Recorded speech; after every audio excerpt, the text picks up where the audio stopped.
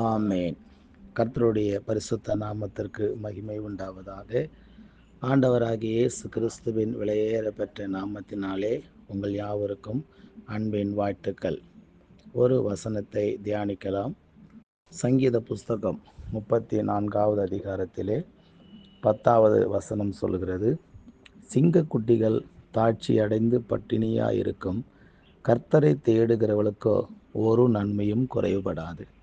இயேசு கிறிஸ்துவை தேடுகிற ஜனங்களுக்கு ஒரு நன்மையும் குறைவுபடாமல் ஆசீர்வதிப்பார் என்று வேதம் சொல்லுகிறது.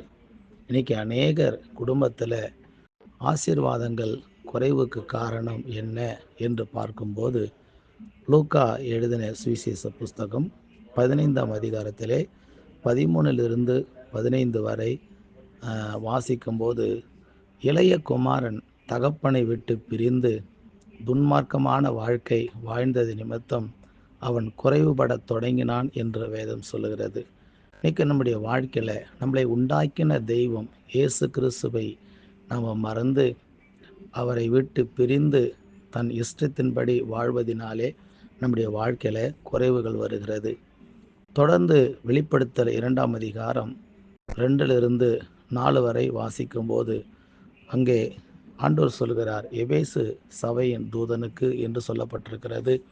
அந்த இடத்திலே ஆண்டவர் சொல்லுகிறார், எபேசு சபை மக்களுக்கு நல்ல கிரியைகள் இருக்கிறது, பொறுமை இருக்கிறது, சகிப்புத்தன்மை இருக்கிறது, எல்லாம் இருக்கிறது. ஆனால் ஆதி அன்பை அவர்கள் விட்டுவிட்டார்கள் என்ற வேதம் சொல்கிறது.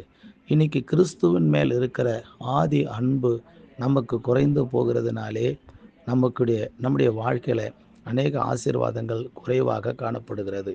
தொடர்ந்து வெளிப்படுத்தல் 2ஆம் அதிகாரத்திலே 12லிருந்து 16 வரை வாசிக்கும்போது, பாலாக்கின் உபதேசம், அதாவது இடறல்களை உண்டு பண்ணுகிற உபதேசங்களை நம்ம கேட்டு எந்த உபதேசம் சரியானது எது தவறானது என்று நம்ம புரியாமல் நம்ம எல்லா உபதேசங்களையும் கேட்டு நம்ம வாழ்வதினாலே இன்னைக்கு நிறைய நம்முடைய வாழ்க்கையில் குறைபாடுகள் காணப்படுகிறது.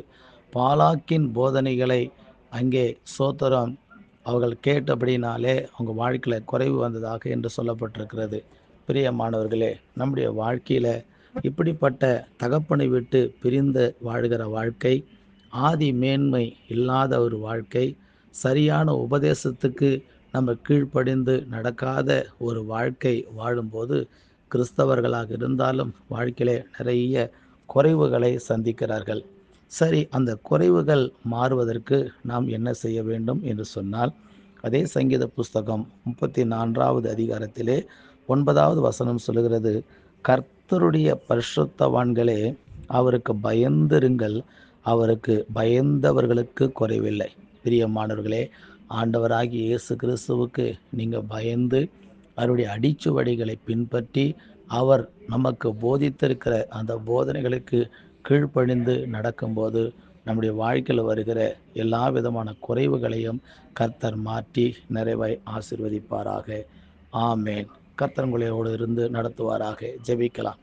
பிதாவே, ஆண்டவராகிய இயேசுவின் நாமத்தினாலே இந்த வேளையிலும் கூட ராஜா, கர்த்தரை தேடுகிறவர்களுக்கு ஒரு நன்மையும் குறைவுபடாது என்று சொல்லப்பட்டிருக்கிற ராஜா, தகப்பனே, அவருக்கு பயந்து வாழ்கிறவர்களுக்கு ஒரு நன்மையும் குறைவுபடாது என்று சொல்லப்பட்டிருக்கிறது.